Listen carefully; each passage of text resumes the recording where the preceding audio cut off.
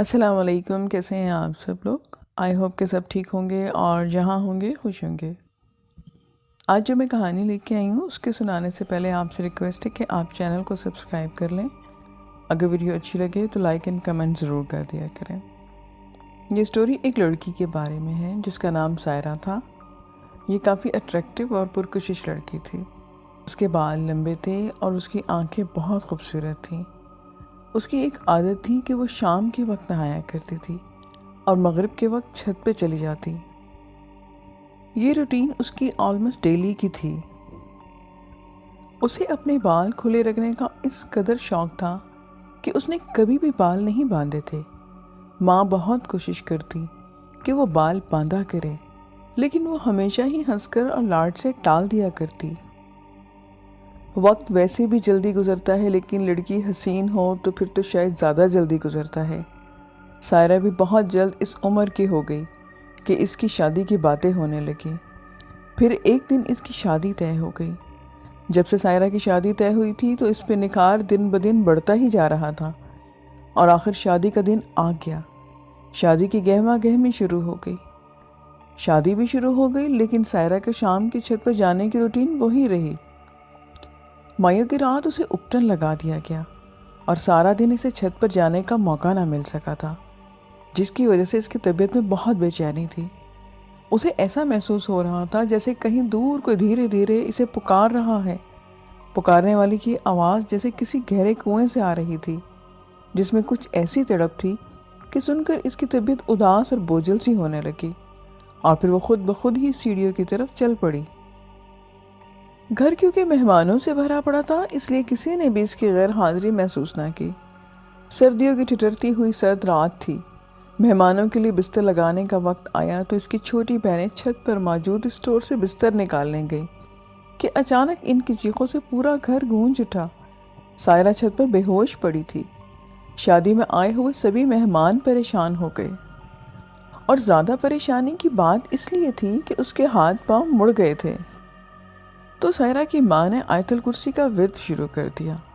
آہستہ آہستہ سائرہ کو ہوش آنے لگا اور اس کی طبیعت سنبھلتی گئی۔ کچھ دیر کے بعد وہ گہری نیند سو گئی۔ گھر میں اس صورتحال پر شدید خوف تھا۔ سب کے چہروں پر بے پناہ ٹینشن تھی، مگر کسی کو کچھ سمجھ نہیں آ رہا تھا۔ ڈاکٹر کو چیک اپ کرایا تو اس نے صحت مند کہا۔ پھر شادی کے بعد رخصت ہو کر وہ ایک دوسرے شہر آ گئی، جہاں اس کے گھر سے کچھ دور دراز ایک غیر آباد علاقے میں تھا، جہاں بہت ہی کم گھر بنے ہوئے تھے اور وہ بھی بہت بہت فاصلے پر تھے۔ یہ 2 منزلہ گھر دیکھنے میں بہت پرانا تھا۔ بس آپ یہ سمجھ لیں کہ ایک بہت پرانا سا گھر تھا۔ ایک طرف اس کے صحن تھا اور دوسری سائڈ پر کمرے بنے ہوئے تھے، اور چھت پر ایک الگ تھلگ سا واش روم تھا جو کسی کے بھی استعمال میں نہ ہونے کی وجہ سے کافی ٹائم سے بند پڑا تھا۔ اس جگہ ٹوٹل 4 گھر تھے، اور سامنے ایک کھلا میدان اور اس کے پاس ایک قبرستان تھا، جس میں مشکل سے 12-15 ہی قبریں ہوں گی۔ اس قبرستان سے جڑی 4 دیواری بھی تھی۔ وہ بھی ایک قبرستان تھا جو کہ عیسائیوں کا قبرستان تھا۔ اس کے علاوہ جو آبادی تھی وہ بھی بہت کم تھی، لیکن یہاں سے کم از کم ½ کلومیٹر دور تھی۔ سائرہ کا کمرہ اوپر والی منزل پہ تھا۔ گھر کی لیفٹ سائڈ والی دیوار کے باہر جو درخت تھا وہ اوپر آتے ہوئے ان کے کمرے کی کھڑکی کے بالکل سامنے نظر آتا تھا۔ درخت اس لیے بھی کافی لمبا تھا جو کھڑکی سے اوپر جاتے ہوئے چھت تک پہنچ جاتا۔ شادی سے پہلے سائرہ کے ساتھ ایک مسئلہ تھا۔ کبھی کبھار وہ سوتے میں ہڑبڑا کر اٹھ بیٹھتی اور چیخیں مارنا شروع کر دیتی۔ یہ سلسلہ شادی کے بعد بھی تھا، لیکن سسرال والوں نے بھی اس کو سیریس نہیں لیا۔ انہوں نے بھی یہ کہا کہ سوتے میں اکثر لوگ ڈر جاتے ہیں، لیکن ایک دفعہ یہ کافی سیریس ہو گیا۔ جب اسی طرح وہ چیخیں مارتی ہوئی جاگی تو اس کا شوہر بھی چیخ مار کر بیٹھ گیا۔ سبھی گھر والے بھاگتے ہوئے ان کے کمرے میں آ گئے۔ سائرہ کو تو سمجھ آ گئی، لیکن اس کے شوہر نے کیوں چیخ ماری، اس بارے میں سب ٹینشن میں تھے۔ اس کے شوہر کمر پر ہاتھ رکھ کے بیٹھے تھا۔ وہ کمر پر ہاتھ رکھ کے بیڈ پر جھک کر بیٹھا ہوا تھا۔ اس کے چہرے پر تکلیف کے آثار دکھائی دیتے تھے۔ اس کی قمیض اٹھا کر جب کمر دیکھی گئی تو اس پر بہت بڑے سائز کی انگلیوں کے نیلے رنگ کے نشان تھے۔ نیلے رنگ کے اس لیے کہ جب بہت زور سے تھپڑ مارا جائے تو اس جگہ پر خون جم جاتا ہے۔ اس کی سمجھ میں کچھ بھی نہیں آ رہا تھا کہ اس پراسرار واقعے سے تمام لوگ سہم گئے تھے۔ سلیم جو اس کا شوہر تھا وہ بہت ٹینشن میں تھا۔ سائرہ کی جو حالت تھی وہ تو ایک الگ بات تھی، لیکن جب اس کی کمر پر تھپڑ پر کے نشان پڑا تو وہ بہت حیرت میں تھا۔ وہ حقیقت پسند انسان تھا۔ اس کے ذہن میں دو باتیں تھیں، ایک یہ کہ واقعی کسی اور مخلوق نے ایسا کیا ہے، اور دوسرا یہ کہ سائرہ نے سوتے میں نفسیاتی دباؤ کی وجہ سے اس کی کمر پر تھپڑ مارا۔ تو اس نے فیصلہ کیا کہ چھٹیاں ختم ہونے والی ہیں، جس کے بعد اسے واپس دبئی چلے جانا تھا، تو بہتر رہے گا کہ وہ سائرہ کو لے کے ہنی مون پہ چلا جائے۔ تو اس نے لاہور اور مری جانے کا فیصلہ کیا۔ لاہور میں اس کے کچھ ریلیٹیوز تھے جہاں پہ اس کو ٹھہرنا تھا، اور مری میں سٹے اس کا ہوٹل میں تھا۔ لاہور میں وہ بہت جگہ پہ گھومے۔ سائرہ کو زیادہ تر پرانی عمارتیں پسند تھیں، تو سلیم نے کہا کہ ہم آج بادشاہی مسجد جائیں گے، اور اس کے بعد ایک مقبرہ تھا جو کہ لاہور سے باہر تھا، وہاں پر میں تمہیں لے کے چلوں گا۔ وہ جب وہاں لوگ پہنچے تو وہاں پر اکا دکا لوگ موجود تھے، جس کی وجہ سے ویرانی کچھ زیادہ ہی چھائی ہوئی تھی۔ یہاں پہنچنے کے بعد سائرہ کی عجیب سی طبیعت ہو گئی، لیکن اس نے کسی پہ ظاہر نہیں ہونے دیا۔ سلیم اپنے کزن کے ساتھ نماز ادا کرنے چلا گیا، اور وہ دوسری عورتوں کے ساتھ وہیں اینٹوں کے بنے تاریخی فرش پر ایک کونے میں بیٹھ گئی۔ وہ بیٹھی رہی اور دوسری عورتیں ادھر ادھر پھر رہی تھیں۔ وہ اپنے دھیان میں گھٹنے پر کونی ٹکائے بیٹھی ہوئی تھی کہ اچانک اس کے سامنے ایک ملنگ بچہ آ گیا، جس کا حلیہ بہت عجیب سا تھا۔ اس نے زرد رنگ کی دھوتی باندھ رکھی تھی، اور وہ پھٹا پڑانا سا ایک چوغے میں تھا۔ گلے میں مختلف رنگوں کی ڈھیروں مالائیں تھیں۔ وہ بچہ تقریباً 12 یا 13 سال کا ہوگا، اور اس کے سامنے کھڑے ہو کر بجائے کچھ مانگنے کے وہ اپنی لال آنکھوں سے اس کو گھورے جا رہا تھا۔ سائرہ نے اسے اگنور کرنے کی کوشش کی اور اپنا رخ دوسری طرف کر لیا، لیکن وہ گھوم کر اس کی طرف سیدھا اس کی آنکھوں کے سامنے آ کے کھڑا ہو گیا۔ بہت ہی پراسرار سا اس کا انداز تھا۔ وہ بالکل خاموش کھڑا تھا، لیکن ایک تبدیلی یہ آئی کہ اس نے منہ سے کچھ کہے بنا اپنے ہاتھ اس کے سامنے پھیلا دیا۔ سائرہ نے نہ چاہتے ہوئے بھی اسے کچھ نہ دیا اور کہا کہ معاف کرو، لیکن وہ بار بار منع کرنے کے باوجود وہاں سے گیا نہیں، بلکہ وہیں گھاس پر ایک سائڈ پر ہو کر بیٹھ گیا اور اسے گھورنا شروع کر دیا۔ ویسے تو سائرہ کو بچے اچھے لگتے تھے، لیکن اس بچے کی نظروں میں کچھ ایسا تھا کہ وہ اندر ہی اندر ڈر گئی۔ ڈری سہمی سی وہ نظریں جھکائے بیٹھی تھی کہ ایک دم سے وہ ملنگ بچہ اپنی جگہ سے اٹھا اور اس کے سامنے آ کر اس کے پیروں کو چھو لیا۔ پیروں کو چھوتے ہی اس نے کھڑے ہو کر ایک دم سے دھمال ڈالنا شروع کر دیا۔ دھمال ایک وہ ڈیفرنٹ اسٹائل سے کر رہا تھا، جیسے عام زبان میں ایک عجیب سا ڈانس کہتے ہیں، جس میں ناچنے والا اپنے آپ میں گم ہو کر ڈانس کرتا ہے۔ وہ ناچتا رہا، لیکن اس کے پیروں کو چھونے کے بعد سائرہ کو اپنا وجود بھاری ہوتا محسوس ہوا۔ سلیم اور اس کا کزن بھی آ گئے تھے، لیکن سائرہ کا وجود اتنا بھاری ہو چکا تھا کہ اس سے اپنی جگہ سے ہلا بھی نہیں جا رہا تھا۔ وہ خوفزدہ نظروں سے اس بچے کو ناچتے ہوئے دیکھتی رہی۔ چاروں طرف سے ایک دم سے تیز ہوا چلنا شروع ہو گئی۔ ہوا کے چلنے سے درختوں کے قریبی دیواروں سے سیٹیوں کی آوازیں آ رہی تھی۔ تیزی سے ناچتے ہوئے بچے کے بال وحشت ناک طریقے سے ہوا میں اڑ رہے تھے۔ اس کے ہسبینڈ نے اسے بہت سی آوازیں دی، لیکن وہ مسلسل صرف اس بچے کو ہی دیکھے جا رہی تھی۔ اس نے جب دیکھا کہ سائرہ کی توجہ صرف اس ملنگ بچے کی طرف ہے تو اس نے بچے کو روکنے کی کوشش کی۔ بہت دفعہ روکنے کے بعد جب وہ کوئی جواب نہ دیا اور اس نے توجہ نہ دی تو سلیم نے آگے بڑھ کر اس کے گال پر ایک زوردار تھپڑ مارا۔ تھپڑ مارتے ہی وہ بچہ بھاگ کر دوسری بلڈنگ میں چلا گیا اور ایک دم سے غائب ہو گیا۔ اس کا ناچ رکتے ہی ہوا بھی تھم گئی، فضا میں سیٹیوں کا شور بھی ختم ہو گیا۔ کچھ دیر کے بعد سائرہ کے حواس بھی بحال ہوئے اور اس کا وجود پہلے کی طرح ہلکا پھلکا ہو گیا۔ وہ لوگ وہاں سے نکل آئے، رات سکون سے گزری اور اگلے روز وہ مری کے لیے نکل گئے۔ سلیم کو یقین تھا کہ مری کی آب و ہوا سائرہ کے لیے بہت اچھی رہے گی، لیکن یہ صرف اس کا خیال تھا۔ مری میں سائرہ کا ایک ایک لمحہ مشکل ہو گیا۔ وہ جس پہاڑ کی طرف دیکھتی اسے لگتا کہ بلندیوں سے بہت سے لوگ دوڑتے نیچے اتر رہے ہیں، اور جس درخت کو دیکھتی اس کے پتوں میں سے اس کی آنکھیں نظر آتی۔ سلیم نے جب یہ کنڈیشن دیکھی تو اپنا ہنی مون ادھورا چھوڑ کر وہ سائرہ کو لے کر واپس گھر آ گیا۔ گھر پہنچنے کے بعد ویسے تو سب کچھ ٹھیک تھا، لیکن سائرہ بالکل ہی خاموش ہو کر رہ گئی تھی۔ وہ صرف ضرورت کے وقت زبان سے کچھ بات کرتی اور زیادہ تر خاموش رہتی۔ سائرہ اتنا کم بولنے لگی تھی کہ اس کی اندرونی کنڈیشن کا بھی اندازہ نہیں ہوتا تھا۔ وہ بالکل خاموش بیٹھی رہتی اور فضا میں بس گھورتی رہتی۔ کسی وقت اچانک ہی چونک جاتی اور ایک جھرجھری لے کر اپنی جگہ سے اٹھ کر دوسری جگہ پر جا بیٹھتی۔ ایک ہفتہ اسی طرح سے گزر گیا۔ کسی وقت وہ بہت زیادہ پریشان ہوتی اور ہم سب بھی پریشان رہنے لگے، اور کسی وقت وہ ایک دم سے بہتر محسوس کرنے لگتی۔ اس کی جو خاموشی اور پراسرار انداز تھا وہ سب کو کھٹکتا تھا۔ سب اس کے لیے ایک مصیبت بن گئے تھے۔ اب یہ ہوا کہ وہ بیٹھے بیٹھے اچانک چیخنا شروع کر دیتی۔ سبھی بھاگ کر اس کو سنبھالنے میں لگ جاتے۔ بیٹھے بیٹھے چیختی تو پھر وہ سب پاس ہوتے، لیکن زیادہ پریشانی تب ہوتی جب وہ اچانک اوپر والے کمرے میں باتھ روم میں جا کر اس سے اندر سے لاک کر لیتی اور بھیانک انداز سے چیخنا شروع کر دیتی۔ اس حالت میں اسے سنبھالنا بہت مشکل ہو جاتا۔ سارے گھر والے بھی مل کر اسے قابو نہیں کر سکتے تھے کہ اس میں اتنی طاقت آ جاتی کہ جیسے 10 آدمیوں کا زور ایک ہی انسان کے اندر آ جائے۔ وہ سب اسے سنبھالتے سنبھالتے نڈھال ہو جاتے اور وہ اچانک ہی خود بخود نارمل ہو جاتی۔ وہ خاموش تو تھی لیکن اب سہمی ہوئی رہتی تھی۔ سائرہ کی گڈ لک یہ تھی کہ اس کے سسرال میں سب لوگ بہت اچھے تھے۔ انہوں نے ابھی تک کسی بھی قسم کی کوئی ایسی بات نہیں کی تھی جیسے بات عموماً طور پر سسرال میں کی جاتی ہیں۔ وہ سبھی اس کو اسی طرح سنبھالتے جیسے اپنی سگی بیٹی کو سنبھالا جاتا ہے۔ سلیم کی چھٹیاں ختم ہو چکی تھی۔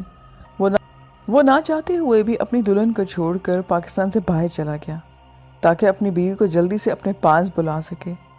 سلیم کے جانے کے بعد سائرہ کو اس کی ساس نے پوچھا کہ وہ چاہتی کیا ہے، کیا وہ واپس جانا چاہتی ہے؟ وہ جیسے چاہے گی ہم اسے وہاں پہ بھیج دیں گے۔ سائرہ نے خواہش ظاہر کی کہ وہ امی کے گھر جانا چاہتی ہے اور بیچ بیچ میں واپس بھی آ جایا کرے گی۔ جب وہ اپنی ماں کے گھر واپس آئی تو اس کی حالت حیرت انگیز طور پر دوبارہ سے ٹھیک ہو گئی۔ وہ بالکل نارمل ہو گئی۔ اس کو دیکھ کر پتہ ہی نہیں چلتا تھا کہ کچھ دنوں پہلے اس کی کیا حالت تھی۔ چند دن گزرے تو اس کی ساس اس سے ملنے آئی تو وہ اکیلی بیٹھی ہوئی تھی۔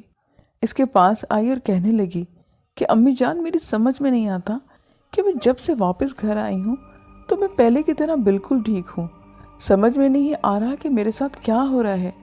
جب سے شادی شروع ہوئی ہے تب سے میرے ساتھ کے عجیب و غریب معاملات ہو رہے ہیں۔ مجھے شرمندگی بھی ہے، لیکن یقین کریں کہ میری سمجھ سے بالکل باہر ہے کہ یہ میرے ساتھ کیا ہوا ہے۔ سائرہ کی ساس ایک اچھی عورت تھی۔ انہوں نے کہا کہ بیٹی کوئی مسئلہ نہیں ہے، ہمیں تم سے کوئی گلہ نہیں ہے، ہماری بیٹی کے ساتھ بھی ایسا ہو سکتا تھا، ہمیں تم پر کوئی شک بھی نہیں ہے، تم جیسے خوش اور صحت مند رہو ہمیں وہی قبول ہے۔ پھر بہت جلد سلیم نے اسے دبئی بلا لیا۔ اب یہی لگتا تھا کہ سب ٹھیک ہو جائے گا۔ اس کے آنے کی وجہ سے سلیم نے چند دن کی چھٹی بھی لے لی تھی۔ اس کی رہائش دبئی کے بجائے دوسرے شہر میں تھی۔ وہاں پہ اس نے ایک فلیٹ لے رکھا تھا۔ چھٹی جتنے دن کی تھی وہ اسے گھماتا پھراتا رہا۔ سارہ بھی بہت خوش تھی۔ زندگی ایک دم سے تبدیل ہو گئی تھی۔ چھٹی کے دن گزر گئے تو سلیم دوبارہ سے اپنی جاب پر گیا اور وہ فلیٹ پر اکیلی رہ گئی۔ ابھی تک سلیم نے اسے سوائے ناشتے کے کچھ بھی بنانے نہیں دیا تھا۔ وہ کھانا باہر سے ہی کھاتے رہے۔ سلیم کی چھٹیوں کے بعد آج پہلا دن تھا کہ وہ گھر میں اکیلی تھی۔ اس نے گھر کی صفائی کی اور کھانا بنایا، اور جب سلیم گھر پہنچا تو اس کے پاس جو چابی تھی وہ لاک کھول کر اندر جانا پڑا۔ اس نے اسے آواز دی لیکن کوئی جواب نہیں آیا۔ وہ جب اپنے فلیٹ میں آیا تو وہ کچن کی طرف گیا۔ وہاں سے اسے نلکے سے پانی گرنے کی آواز آ رہی تھی۔ حیرت کی بات تو یہ تھی کہ اس کے قریب ہو کر بھی سائرہ نے اسے پکارنے پر کوئی جواب نہ دیا۔ اس نے پریشانی اور گھبراہٹ میں سائرہ کو تھام لیا۔ وہ کچن کی دیوار سے ٹیک لگائے کھڑی تھی اور ایک کونے میں بس ٹکٹکی باندھے دیکھے جا رہی تھی۔ سنک میں ایک سٹیل کے برتن پڑا ہوا تھا اور پانی مسلسل بہہ رہا تھا۔ سلیم نے اسے اپنے بازوؤں میں اٹھایا اور اندر جا کر لٹا دیا۔ لیٹنے کے بعد وہ گردن موڑے مسلسل ایک ہی طرف دیکھے جا رہی تھی۔ اسے جھنجھوڑتے پکڑ کر جھنجھوڑا، بہت کچھ کیا لیکن وہ ٹس سے مس نہیں ہو رہی تھی۔ صبح سے نہ جانے کب سے وہ اس کیفیت میں تھی۔ 3 گھنٹے اسی حالت میں رہی، پھر وہ جیسے ایک ہوش میں آ گئی۔ حیرت کی بات کی تھی کہ اسے کچھ بھی یاد نہیں تھا۔ اس کی طبیعت بحال ہوتے ہی سلیم کو ایک دم سے بھوک لگنا شروع ہو گئی۔ وہ نیچے جا کر عمارت کی پچھلی جانب گیا جہاں سے وہ کھانا لے رہا تھا۔ وہ جب گھر واپس آیا تو سب نارمل تھا اور اسی طرح ایک ہفتہ بالکل نارمل گزرا۔ پھر ایک روز اسی طرح سب کچھ وہی کچھ رپیٹ ہوا۔ اب تو یہ روز کی روٹین بن گئی۔ ہر 2 یا 3 دن بعد سائرہ یوں ہی بے ہوش اور حواس کھو بیٹھتی اور ایک طرف ٹکٹکی باندھے دیکھے جاتی۔ سلیم نے بہت پوچھا لیکن سائرہ کو بس اتنا یاد تھا کہ اسے کچھ ہوش نہیں ہوتا سوائے اس کے کہ 2 آنکھیں مسلسل اسے گھورتی رہتی ہیں اور وہ ان آنکھوں کے سحر میں جکڑی جاتی ہے۔ اسے یہ بھی یاد ہے کہ وہ آنکھیں اس ملنگ بچے کی ہیں۔ پھر یہ سلسلہ مزید بڑھ گیا۔ اب رات کو اکثر ایسا ہوتا کہ ان پر سے کمبل اٹھا لیا جاتا، کبھی کسی بلی کے رونے کی دردناک آواز آتی اور ایک عجیب بھیانک سا شور پیدا ہو جاتا، اور کبھی کسی کتے بھونکنے کی آوازیں آتی۔ 5ویں منزل میں ایک فلیٹ میں ان کا گھر تھا۔ وہاں پر یہ آوازیں آنا بہت مشکل تھا، لیکن انہیں یہ آواز صاف سنائی دیتی۔ حیرت کی بات یہ تھی کہ یہ آوازیں سلیم کو بھی سنائی دیتی۔ ان کی روزمرہ کی زندگی بہت زیادہ ڈسٹرب ہو چکی تھی۔ ایک دفعہ سائرہ کی طبیعت بہت خراب تھی تو سلیم اسے ہاسپٹل لے گیا۔ ڈاکٹرز نے پورا چیک اپ کرنے کے بعد اسے حیرت سے کہا کہ وہ بالکل فٹ ہے، اسے کوئی ذہنی اور دماغی مسئلہ نہیں ہے۔ تمام ٹیسٹ کلیئر آئے تھے۔ وہ دونوں اپنی گاڑی کی طرف جا رہے تھے کہ ان کے پاس ایک بڑی عمر کے بزرگ آ کے کھڑے ہو گئے۔ انہوں نے سر پر بڑا سا رومال رکھا ہوا تھا جس نے ان کے چہرے کا آدھے سے زیادہ حصہ چھپایا ہوا تھا۔ وہ اس کے پاس آ کر بولے کہ برا مت ماننا، لیکن مجھے لگ رہا ہے کہ تم اپنی بیوی کو ہاسپٹل لے کر گئے تھے کیونکہ یہ بیمار لگ رہی ہے۔ بس تم سے یہ کہنا چاہتا ہوں کہ تمہاری بیوی بیمار نہیں ہے، اس کا علاج ہاسپٹلز میں بھی نہیں ہے۔ سلیم نے ان سے پوچھا کہ یہ بات آپ کو کیسے پتا؟ تو وہ کہنے لگے کہ بس اللہ ہی جانتا ہے، اور انہوں نے کہا کہ اس کا علاج یہاں نہیں ہے بلکہ پاکستان میں ہے، اسے واپس پاکستان لے کے جاؤ۔ میں کسی خاص کام سے یہاں دبئی آیا ہوا تھا، اگلے ہفتے میری واپسی ہے۔ میں اپنا نمبر تمہیں دیتا ہوں، تم دیر مت کرنا، اس کی حالت خراب ہوتی جائے گی، اور جتنی جلدی ہو سکے تم مجھ سے رابطہ کرنا۔ میں تو ہر جگہ گھومتا رہتا ہوں، بس تم مجھے فون کرنا، میں تمہارے پاس پہنچ جاؤں گا۔ سلیم کے لیے چھٹی لینا مشکل تھا، لیکن کسی نہ کسی طرح چھٹی منظور کروا کر وہ سائرہ کو لے کر پاکستان آ گیا۔ اور جب لوگ یہ گھر پہنچے تو سبھی کو اس کو دیکھ کر بہت دکھ ہوا کہ اتنے شارٹ ٹائم میں وہ بہت کمزور ہو گئی تھی۔ سلیم نے پہنچنے کے ساتھ ہی اس نمبر پر کنٹیکٹ کیا جو بزرگ نے ان کو دیا تھا۔ دوسری تیسری بیل پر ہی کال ریسیو کر لی گئی۔ انہوں نے اپنا انٹروڈکشن کروایا۔ وہ پاکستان پہنچ چکے تھے۔ بابا جی نے کہا کہ میں پہلی فرصت میں پہنچنے کی کوشش کرتا ہوں، بس چند سوال کے جواب دے دو۔ تمہاری شادی کو کتنا ٹائم ہوا ہے یا ابھی ہوئی ہے؟ وہ بتا رہا تھا کہ چند مہینے ہو گئے ہیں۔ کیا شادی سے پہلے بھی اس کو کوئی مسئلہ تھا کہ یہ شادی کے بعد شروع ہوا؟ شادی سے پہلے، لیکن شادی کے بعد شاید زیادہ ہو گیا ہے۔ انہوں نے کہا کہ لڑکی کو لے کر اس کے میکے روانہ ہو جاؤ، مجھے پتہ بتا دو، میں ابھی سیدھا وہاں پہنچوں گا۔ سائرہ کو دیکھ کر میکے میں بھی سب افسردہ ہو گئے، لیکن سلیم کے بابا جی کے بارے میں بتائے ان کو امید کی کرن ہونے لگی۔ 2 دن کے بعد بابا جی بھی پہنچ گئے۔ بابا نے کسی بھی فالتو سے بات نہیں کی اور کہا کہ انہیں سارا گھر دیکھنا ہے، نیچے سے لے کر اوپر چھت تک۔ انہیں ہر جگہ دکھائی گئی۔ بابا جی کہنے لگے کہ کوئی جگہ رہتی ہے جو میری نظر سے اوجھل ہے؟ نیچے صحن سے لے کر اوپر چھت تک وہ جگہ ہے جو میں نے دیکھنی ہے۔ سائرہ کی امی کہنے لگی کہ پچھلے بڑے کمرے کے نیچے ایک چھوٹا سا کمرہ ہے جو سٹور کے طور پر استعمال ہوتا ہے۔ اب چند سال ہوئے اس پر لکڑی کی شیٹ رکھ کر وہاں پر بڑا بیڈ رکھ دیا گیا ہے، جس سے وہ بیڈ کے نیچے چھپ گیا۔ تو بابا نے کہا کہ وہاں مجھے لے کے چلو اور وہ تہہ خانے والا کمرہ دکھاؤ۔ سبھی اس جگہ پہنچ گئے۔ سائرہ ڈر رہی تھی، لیکن بابا نے کہا کہ اس کے ساتھ رہنا بہت ضروری ہے۔ بیڈ ہٹا کر نیچے موجود دروازہ کھولا گیا تو کئی سال سے بند تہہ خانے سے سیلن زدہ دیواروں کی عجیب سی بو ایک دم سے باہر نکلی۔ نیچے روشنی نہیں تھی، ایمرجنسی لائٹس موجود تھیں۔ بابا اور سلیم نیچے اتر گئے۔ نیچے پہنچتے ہی بابا نے کہا کہ یہی وہ جگہ ہے جس کی تلاش تھی مجھے۔ انہوں نے سائرہ کی امی سے پوچھا کہ سائرہ اس تہہ خانے میں آئی تھی کبھی؟ پتہ چلا کہ اس کے بچپن میں یہ قابل استعمال تھا، تو اکثر کوئی چیز رکھنے یا لینے وہ نیچے جایا کرتے تھے۔ ایک دفعہ سائرہ کچھ لینے نیچے گئی تو اپنی جاسوسی طبیعت کی وجہ سے ادھر ادھر پڑی چیزوں کو چھیڑنے لگی۔ اس تہہ خانے میں مشرق کی دیوار کے ساتھ نیچے کی طرف ایک بڑا سا خانہ تھا، جس کے بارے میں پتہ نہیں تھا کہ وہ کس مقصد کے لیے بنایا گیا تھا۔ یہ خانہ 3 فٹ چوڑا اور 3 فٹ اوپر تھا، لیکن اس کی گہرائی کوئی 7 فٹ نیچے تھی۔ یہ سائرہ اس کے اندر گھس گئی اور پتہ نہیں کب سے پڑے ہوئے ٹوٹے برتنوں کو چھیڑنے لگی۔ وہاں ایک بڑی سی بوتل پڑی تھی، جس میں ایک عجیب سا گاڑھا محلول تھا۔ اس نے وہ بوتل اٹھائی اور واپس نکال کر کھول دی۔ اس بوتل سے نکلنے والے محلول سے اتنی بدبو تھی کہ پورے گھر میں پھیل گئی۔ اس تہہ خانے میں ایسی کوئی خاص چیز تو نہیں تھی۔ ہم نے اسے بند کر دیا اور تب سے آج تک یہ بند ہے۔ لیکن ایک بات ہے کہ کبھی کبھی سال میں 6 مہینے بعد ویسی ہی ہلکی بو پورے گھر میں پھیل جاتی ہے، لیکن چند ہی لمحوں بعد غائب ہو جاتی ہے۔ بابا نے سب کو باہر بھیج دیا اور خود تہہ خانے میں ہی رک گئے۔ انہوں نے ایک پیکٹ اگربتیوں کا اور ایک بڑی سی بوتل کی پانی منگوایا۔ وہ 2-3 گھنٹے وہاں اکیلے کچھ پڑھائی کرتے رہے اور پھر سلیم سے کہا کہ وہ سائرہ کو لے کر نیچے آ جائے۔ اور جب وہ نیچے پہنچے تو بابا نے اگربتیوں پہ لگا مسالہ اتار کر ایک کاغذ پر جمع کیا ہوا تھا۔ وہ مسالہ انہوں نے پانی والی بوتل میں ڈالا اور اس کو گھول دیا۔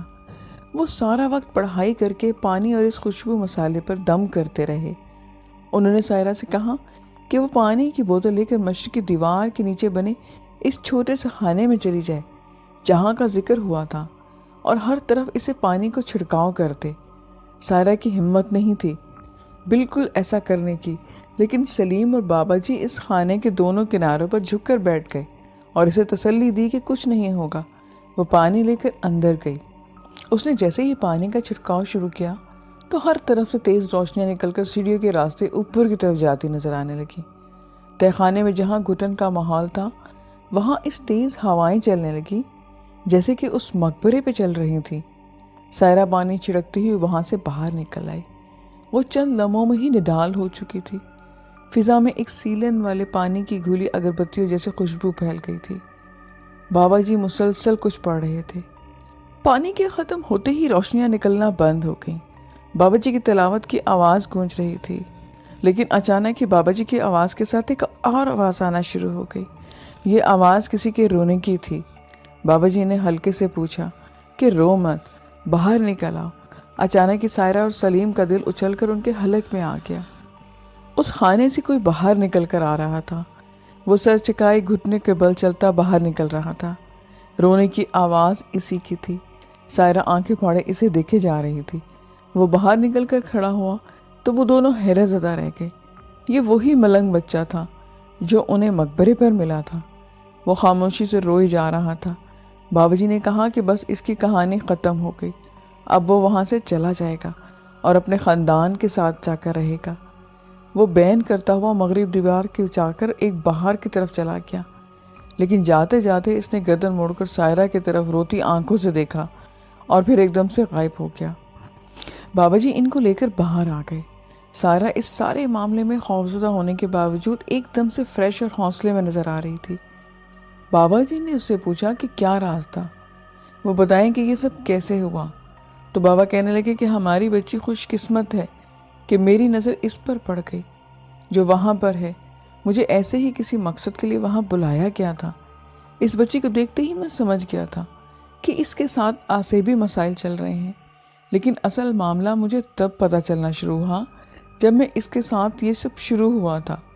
میں جب پڑھائی کر رہا تھا تو یہ بچہ یہاں سے نکل کر باہر آ گیا۔ میں نے اسے ساری ڈیٹیل پوچھ لی۔ یہ اپنے خاندان کے ساتھ اس جگہ پر رہتا تھا۔ ان کی ایجز ہماری طرح نہیں بڑھتی۔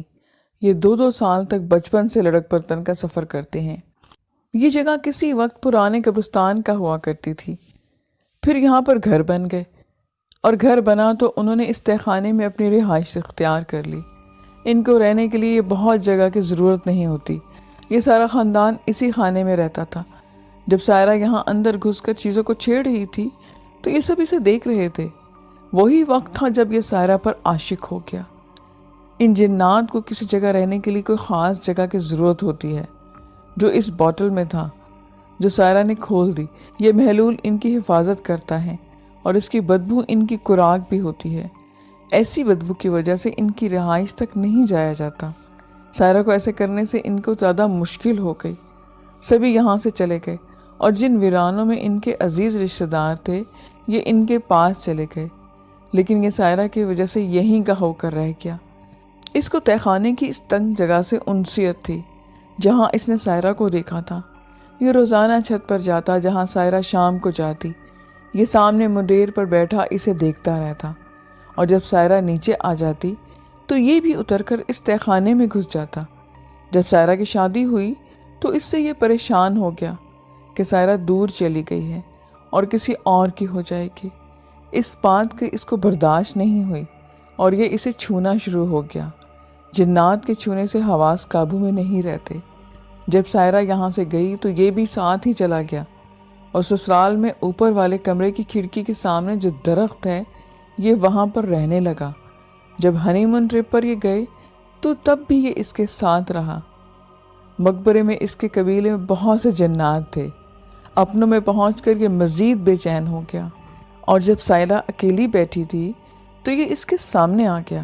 اس نے اپنے عشق کے ہاتھوں مجبور ہو کر سائرہ کے پاؤں چھو لیے، جس سے سائرہ کے حواس گم ہو گئے اور اپنے اندر شدت سے یہ بے حال ہو گیا۔ جب یہ بیرون ملک چلی گئی تو پھر اس کی برداشت بالکل ختم ہو گئی۔ یہ کسی بھی طرح اسے واپس لانا چاہتا تھا اور کامیاب بھی ہو گیا تھا۔ اگر میں نہ آتا تو اس نے بہت کہا کہ چلا جائے، لیکن یہ نہیں مان رہا تھا۔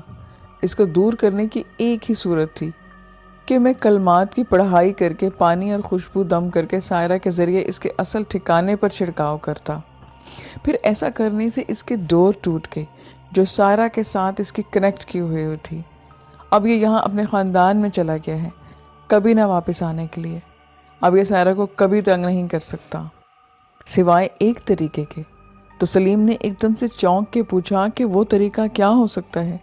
تو بابا جی نے کہا کہ صرف خواب میں آ کر سائرہ سے یہ مل سکتا ہے، اس کے علاوہ اس کی کوئی صورت نہیں۔ بابا جی کے علاج کے بعد اب سب کی زندگی میں سکون آ گیا۔ سائرہ 2 ہفتوں میں پہلے کی طرح صحت مند اور پیاری ہو گئی، اور دونوں میاں بیوی واپس دوبارہ دبئی چلے گئے۔ لسن جی، آج کی سٹوری تھی۔ آئی ہوپ کہ آپ کو اچھی لگے گی۔ کامنٹ میں ضرور بتائیں۔ پھر ملیں گے نیکسٹ ویڈیو میں نیو سٹوریز کے ساتھ۔ اپنا خیال رکھیں، مجھے اجازت دیں۔ خدا حافظ۔